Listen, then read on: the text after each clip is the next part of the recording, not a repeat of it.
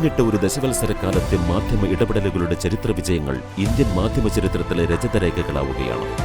50-ലധികം ഭവനരഹിതർക്ക് കെട്ടുറപ്പുള്ള ഭവനങ്ങൾ. ചില ആളുകൾ നിമിത്തം നമ്മുടെ നാട്ടിന് ഒരുപാട് നന്മകൾ എത്തിച്ചേരലുണ്ട്. അതിലൊരാളാണ് മലനാട് ചാനൽ ചെയർമാൻ ബഹുമാനപ്പെട്ട ജയേഷേട്ടനും സഹപ്രവർത്തകരും.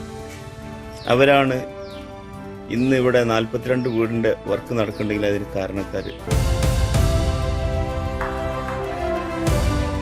രാജ്യത്തെ അംഗനവാടി ടീച്ചർമാരുടെ വേതനം ഗണ്യമായി ഉയർത്തുവാൻ കേന്ദ്ര സംസ്ഥാന സർക്കാരുകൾ ഉടനടി തയ്യാറായത്, 4 പതിറ്റാണ്ടുകൾക്ക് ശേഷമുള്ള അച്ചൻകോവിൽ അലിമുക്ക് റോഡിന്റെ ശാപമോക്ഷം, സോമാലിയൻ കടൽ കൊള്ളക്കാർ 1 വർഷക്കാലം തടവിലാക്കിയ ഇന്ത്യൻ കപ്പൽ തൊഴിലാളികളുടെ മോചനം, കെനിയൻ ജയിലിൽ നിന്നും പത്തനാപുരം സ്വദേശിയുടെ മോചനം തുടങ്ങി ഒട്ടനവധി ജീവകാരുണ്യ മനുഷ്യാവകാശ ദേശീയോദ്ഗ്രഥന പ്രവർത്തനങ്ങൾ, ആദിവാസി ക്ഷേമ പ്രവർത്തനങ്ങൾ, ചികിത്സാ പഠന സഹായങ്ങൾ എന്നിവ മലനാട് TV ഇന്ത്യയുടെ മാധ്യമ ഇടപെടലുകളും അവയുടെ പരിണിത ഫലങ്ങളുമാണ്.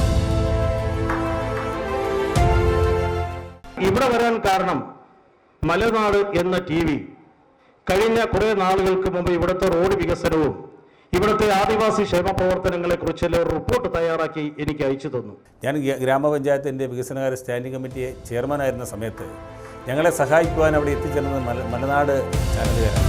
പ്രിയപ്പെട്ട ജയേഷിന് നേതൃത്വമുള്ള സംഘം ആ പ്രദേശത്ത് വരികയും ആ നാട്ടിലെ ജനങ്ങളുടെ പ്രശ്നങ്ങൾ ഏറ്റെടുക്കുകയും ഞങ്ങളോടൊപ്പം സഹകരിക്കുകയും അതോടൊപ്പം തന്നെ ഈ വിഷയങ്ങൾ ജനശ്രദ്ധയിലേക്ക് കൊണ്ടുവരികയും അധികാരികളുടെ കണ്ണ് തുറപ്പിക്കുവാൻ കഴിഞ്ഞതും മലനാട് ചാനലിൻ്റെ പ്രവർത്തനങ്ങളാണ്. സമൂഹത്തിന്റെ പ്രശ്നങ്ങളെ സമൂഹത്തിന്റെ മുന്നിലേക്ക് കൊണ്ടുവന്നുകൊണ്ട് അധികാരികളുടെ മുന്നിലേക്ക് കൊണ്ടുവന്നുകൊണ്ട് ആവശ്യമായ നടപടികൾ സ്വീകരിക്കുന്നതിൽ ഇവിടെ മലനാട് TV വിജയിച്ചിരിക്കുന്നു എന്നാണ് എനിക്ക് തോന്നുന്നത്. മലനാട് TV, voice of people, choice of people.